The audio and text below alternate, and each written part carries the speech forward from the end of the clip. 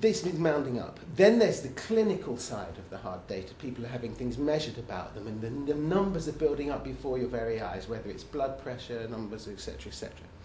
We know that in the future, a lot of people are going to be collecting data in a couple of weeks' time and 3 weeks' time, etc., as to whether those wounds have healed up, where was the person referred to when they left the accident emergency department, and we've got all the process data that goes with a health service.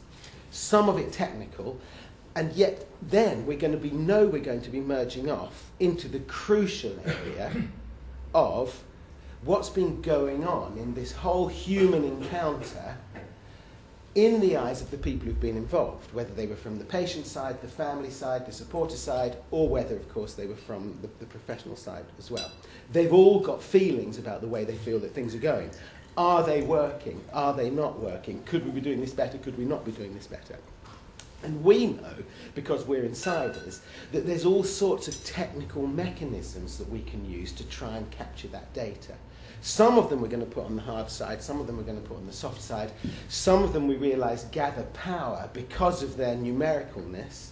And so therefore we know that there's going to be managers somewhere who come up with that marvellous management thing where they say, you know, we love the stories, but give me something I can benchmark. You know, I'm not quite sure when benchmark became a verb, but it was a bad day for the language. But and yet we also know that there are stories out there, personal stories of, and that increasingly we all live in a world where the personal story is also an outcome. And Keith is one of the national, indeed international experts on the idea of patient-reported outcome measures.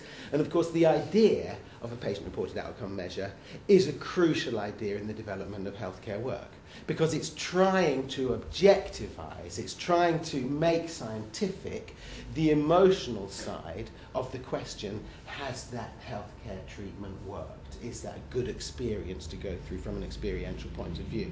And so Keith's work on PROMs is exactly trying to walk that line in a very particular way, and there are many other ways of doing it.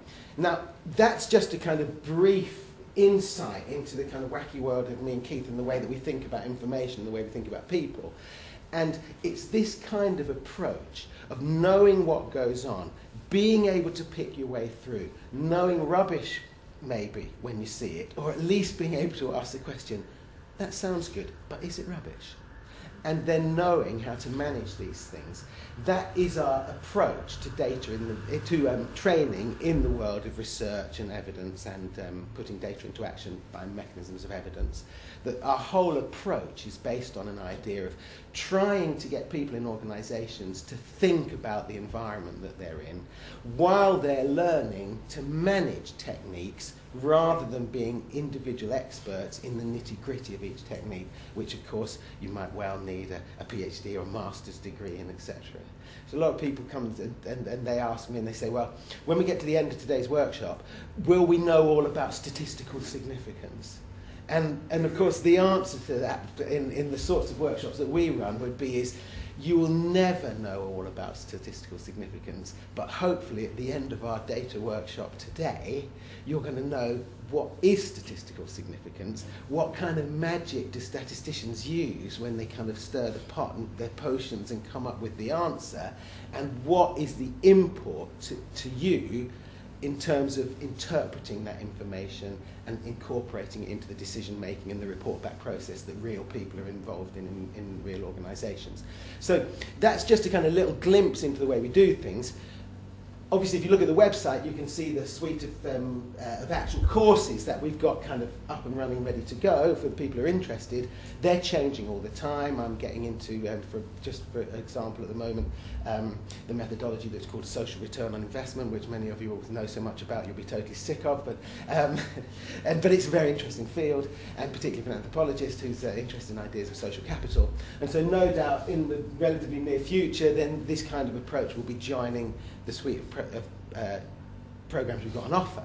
So that will be changing all the time, which is why I thought it was more important for me to talk to you today about our overall approach to training rather than to run through a series of endless slides about the actual courses that we might be offering at this moment. And so that's the picture, and so I will close there, if that's okay with you, and I hope that I've given you an insight into the way that we think about these things.